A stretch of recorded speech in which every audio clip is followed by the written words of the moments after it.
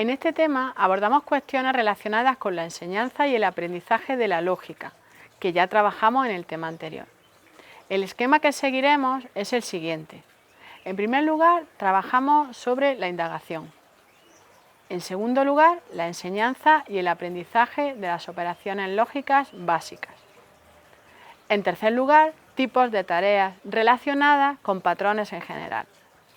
En cuarto lugar, prestamos especial atención a la representación gráfica, aunque también abordamos diferentes representaciones a lo largo del tema de manera transversal.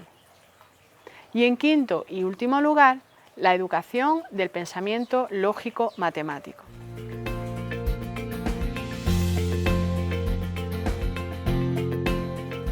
En cuanto a la indagación, es muy importante abordarla en educación infantil y tenerla en mente como uno de los objetivos con nuestros niños.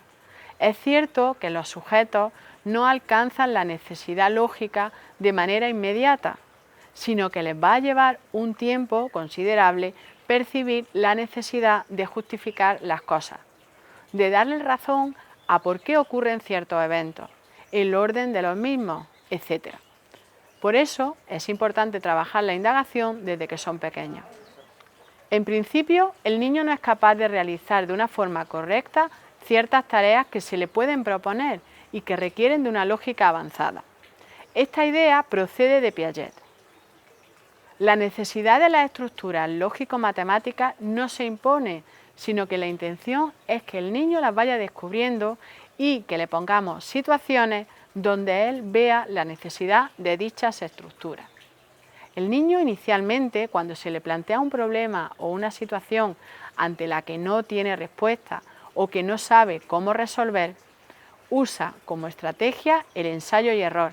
Y eso es muy importante porque se va a dar cuenta de diferentes posibles estrategias existentes. Unas le van a servir y otras seguramente no, pero incluso de esas que no le sirven para llegar a una respuesta correcta, también va a conseguir un aprendizaje muy importante. En general, aparte de las situaciones que los docentes les propongamos a los niños en el aula, es también importante que se indague en el entorno, en situaciones de la vida cotidiana. Esto, como siempre, lo vamos a repetir en los diferentes momentos del curso, pero es muy relevante tenerlo en cuenta. Situaciones del entorno y situaciones que puedan estar relacionadas con otros contenidos, dado que, como ya sabemos, se trata de un aprendizaje globalizado.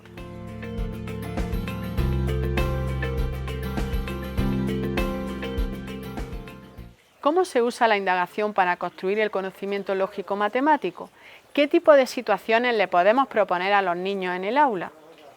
La primera situación sería que los niños identifiquen atributos que se pueden categorizar.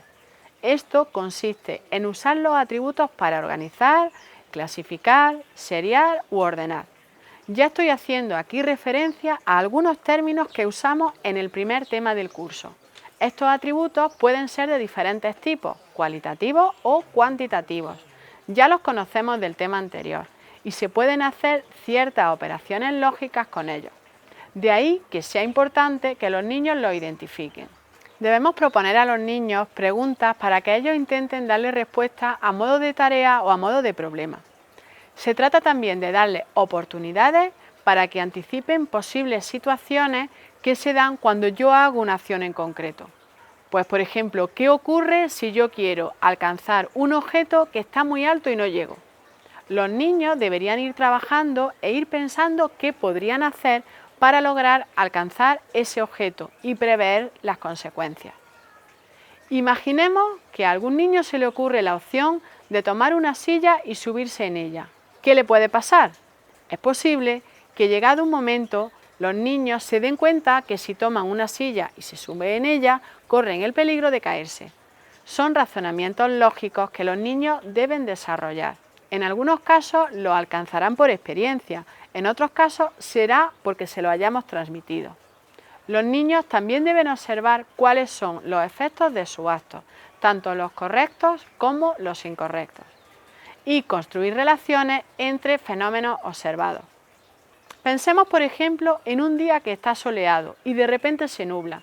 Es posible que si un niño ha visto eso en más ocasiones y después ha llovido, el niño pueda prever que es posible que llueva cuando las nubes aparecen.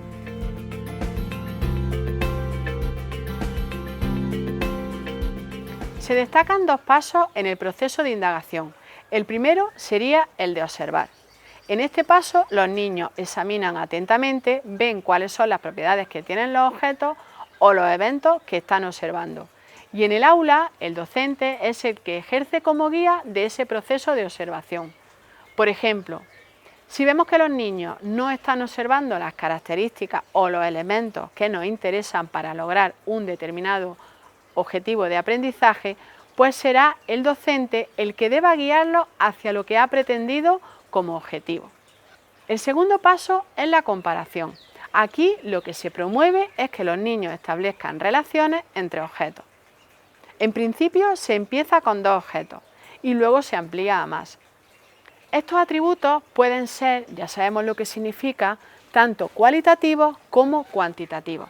En el primer tema vimos ejemplos de algunos tipos de estos atributos. En este caso, el profesor toma un rol un poco más activo y actúa como dinamizador, haciendo preguntas como ¿en qué se parecen estos objetos? ¿Qué observas que es diferente? ¿Qué observas que es igual? ¿Crees que le cabe lo mismo? ¿Crees que es igual de alto? Este tipo de preguntas, de alguna manera, le facilitan al niño realizar esa comparación.